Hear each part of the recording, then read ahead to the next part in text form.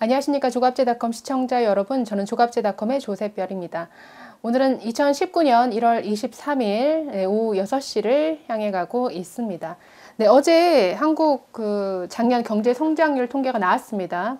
지난해 세계 경제가 3.7% 성장한 반면 한국은 6년 만에 최저인 2.7% 성장에 그쳤습니다.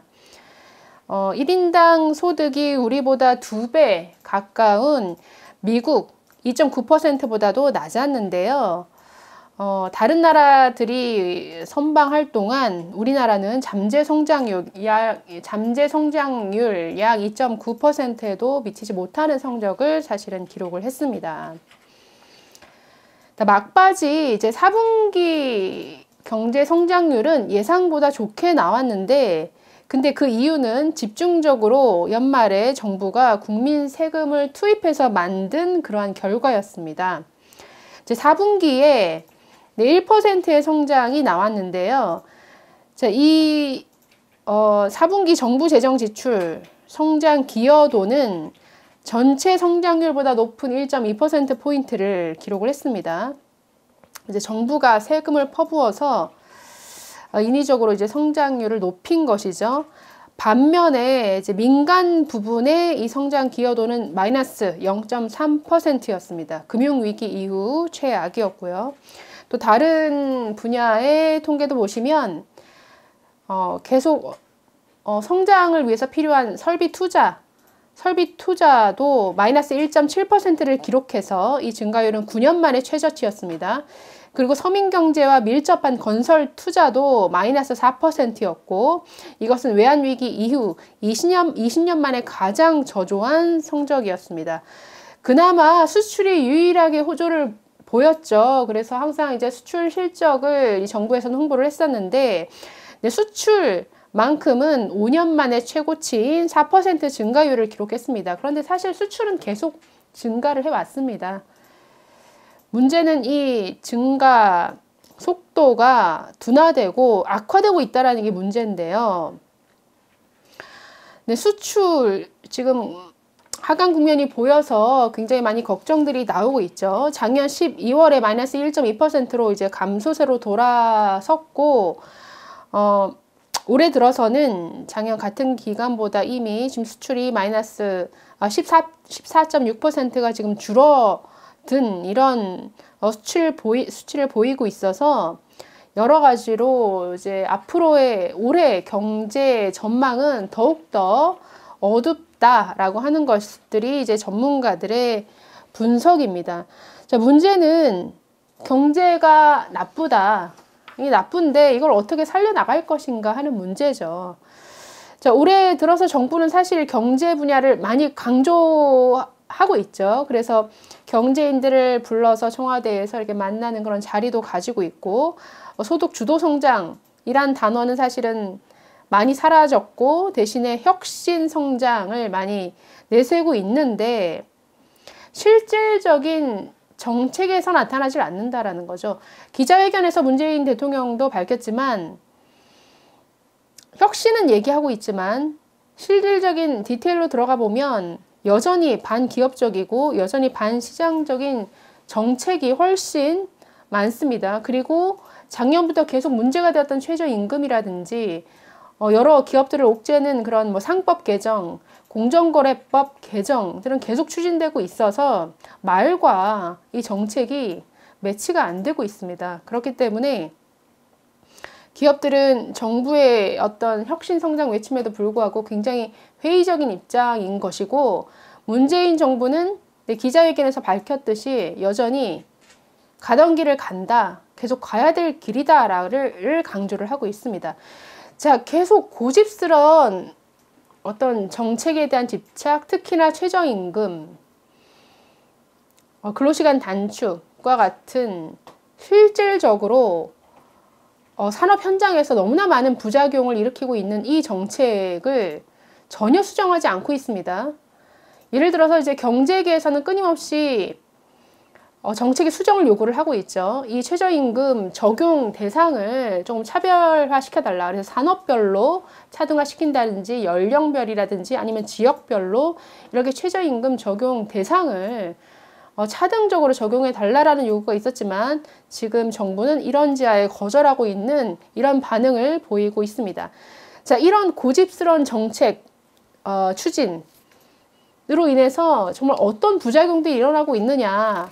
예전에도 한번 현대자동차에서 일어나고 있는 웃지 못할 일을 말씀드린 적이 있는데 결국 현대자동차가 내민 협상안을 노조가 거부함으로써 지금 현대차는 아주 최악의 선택지에 몰려 있습니다.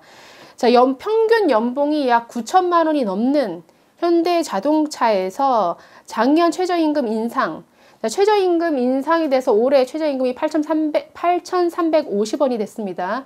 여기 연말에 주휴수당까지 포함시키는 정책, 시행령 개정까지 이루어짐으로써 실질적으로는 최저임금이 10,000원 이상으로 체감이 되고요. 자, 그래서 시급 최저임금 8,350원으로 정해지자 지금 현대자동차에서 어떤 일이 벌어졌느냐 계산을 해봤더니 무려 직원 6만여 명 가운데 약 10%에 해당하는 약 6,800명의 시급이 최저임금에 미달하는 이러한 사태가 벌어지고 있습니다. 자, 미달한 6,800명의 임금은 어느 정도냐? 평균 6천만 원대라고 합니다. 연봉이 6,800만 원에 이르는 직원도 최저임금 위반이 되는 이런 사례가 되는 웃지 못할 일이 벌어지고 있다는 거죠. 현대자동차 평균 연봉 9천만 원 이상, 이것은 경쟁사인 도요타나 폭스바겐보다도 훨씬 높은 수준의 연봉을 받고 있는 이러한 직장인데요. 지금 6,800명이 그러니까 최저임금을 작년에는 174시간으로 나누던 것을 올해 들어서 209시간으로 나누다 보니까 사실 연봉 나누기 209시간 훨씬 분모가 늘어나다 보니까 이 시급이 시간당 그 임금이 8,350원에 미치지 못하게 된 거죠. 자, 그래서 지금 현대자동차는 최저임금법을 어기고 3년 이하의 징역 아니면 2천만 원 미만의 벌금이라는 이러한 형사처벌을 받든지 아니면 그냥 법대로 전부 다 이제 통상임금에 포함시켜서 임금을 올려라. 최저임금 위반이 되지 않게끔 임금을 올리라는 노조의 요구를 받아들여야 하는 최악의 지금 상황에 직면해 있습니다. 자, 원래 현대자동차는 최저임금 위반 사례가 이렇게 많아지다 보니까 2달에 한 번씩 주던 상여금을 매월 주는 방식으로 변경을 하겠다. 그래서 최저임금 위반을 피해 보겠다라고 노조에 협상안을 제시했는데 노조는 이거를 결국은 거절했습니다. 자, 그래서 노조안을 받아들이게 되면 연간 최소 수천억 원의 인건비 부담을 현대자동차는 더 떠안게 되는데요. 현대자동차 굉장히 상황이 안 좋습니다. 과거에 한 14% 이상 영업이익률을 올리던 현대자동차 지금은 거의 1%대의 영업이익만 남기고 있습니다. 그 결과로 현대자동차의 1차 협력사들은 작년부터 해서 많은 협력사들이 거의 부도 상태에 내몰리고 있고 일부는 이미 워크아웃 파산 신청을 한 회사들이 속출하고 있습니다. 그래서 자동차 산업 전반이 지금 침체된 상태인데 이런 최저임금 정책의 강행으로 인해서 이 산업 현장에서 이러한 기업의 부담과 기업이 부도로 내몰리는 이러한 상황이 지금 벌어지고 있는데 이럼에도 불구하고 계속 정책 추진하겠다라는 거죠. 자, 작년 경제 성장률 2.7% 성장, 이것도 거의 세금 주도 성장이다라는 지적들이 많은데요. 이제 경제가 어렵다 보니까 또 정책 추진으로 많은 부작용이 발생을 하면 정부는 자꾸만 세금을 투입해서 아니면 뭐 복지 수당을 늘려서 불만을 잠재우는 이런 땜질 처방이 계속 이어지고 있습니다. 자, 이러다 보니까 지금 복지비 부담으로 지방재정이 파탄날 위기에 처했다라는 이러한 소식도 전해졌는데, 며칠 전에 부산 북구구청장이 복지비 부담으로 지자체의 재정이 파탄 위기에 내몰리고 있습니다 라는 편지를 직접 써서 청와대에 보냈죠. 부산 북구는 전국 지자체 중에 재정 자립도가 최하라고 합니다. 그렇지만 복지비 부담은 최고 수준인 곳인데, 자, 부산 북구 경우에 올해 책정된 예산이 4,125억 원이라고 하네요. 그 가운데 복지 예산이 71.4%에 이릅니다. 반면에 재정 자립도 26.8%. 자, 그래서 이러다 보니까, 그러니까 복지 예산이 차지하는 비율이 너무나 높다 보니까 그 북구 공무원들에게 줘야 될 인건비 중에 130억 원은 아직 뭐 예산 편성도 못해서 별도의 추가 경정 예산을 이렇게 요청해야 되는 이러한 상황이라고 합니다. 그래서 이렇게 복지비의 비중이 커서 지자체의 재정이 이렇게 파탄날 상황에 처해진 곳이 비단 이곳뿐만은 아니라는 건데요. 그러니까 복지 사업의 어떤 대부분은 중앙, 지방 정부가 비용을 이제 공동으로 부담해야 되는 이런 구조이기 때문에 어떤 국가의 복지 지출이 커질수록 지방 정부 부담도 똑같이 덩달아 이렇게 커지는 이런 구조입니다.